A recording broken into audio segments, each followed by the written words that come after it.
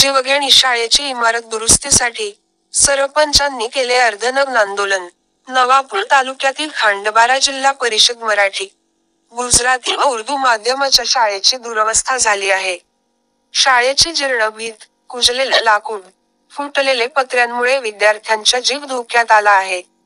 परंतु याकडे शिक्षण विभाग व मुख्य कार्यकारी अधिकाऱ्यांनी दुर्लक्ष केल्याचा आरोप करत शालेय इमारतीच्या दुरुस्तीसाठी व शासनाचे लक्ष वेधण्यासाठी खांडबारा ग्रामपंचायतीचे सरपंच अविनाश गावित यांच्यासह ग्रामस्थांनी जी.प.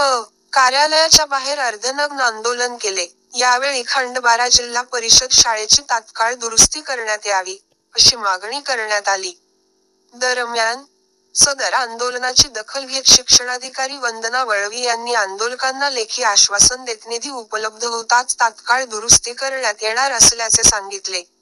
यामुळे सदरचे आंदोलन स्थगित करण्यात आले आहे. खांडबारा जिल्हा परिषद शाळा ही सगळ्यात मोठी जिल्हा परिषद शाळा आहे. ते उर्दू शाळा आहे, मराठी शाळा आहे आणि गुजराती शाळा आहे. इथून 85 वर्ष जुनी इमारत आहे. अक्षरशः पत्रे फुटलेले आहे, एकदम जीर्ण अवस्थेत आहे.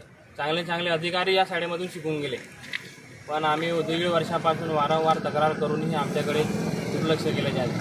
शासनाचे अधिकारी येतात, चेकिंग करून जातात, कधीमध्ये आले तर 2 खोल्या मंजुरी, 4 खोल्या मंजुरी असे तोंडी आश्वासन आम्हाला देतात. पण इथं विद्यार्थ्यांचा जीव धोक्यामध्ये आहे. अक्षरशः विद्यार्थी स्वतःचा जीव मुठीमध्ये घेऊन तिथं शिक्षण घेत आहे. आणि हेच अधिकाऱ्यांचे त्यांचे म्हणजे मुलं या शाळेत शिकलेचे, त्यांनी असं दुर्लक्ष केलं असतं का आमच्यावरती? तर आम्हाला शासनाला या चॅनलच्या माध्यमातून विनंती आहे की आम्ही वारंवार तक्रार करूनही आमच्याकडे लक्ष दिले जात नाही. आणि जर या विद्यार्थ्यांना उद्या उठून काय झालं तर जिल्हा परिषद जबाबदार आहे का मग शासन जबाबदार आहे, हे आम्हाला प्रश्न पडलेला आहे. तर उद्या उठून जर या विद्यार्थ्यांचं काय झालं तर मग कोण जिम्मेदारी घेईल याची?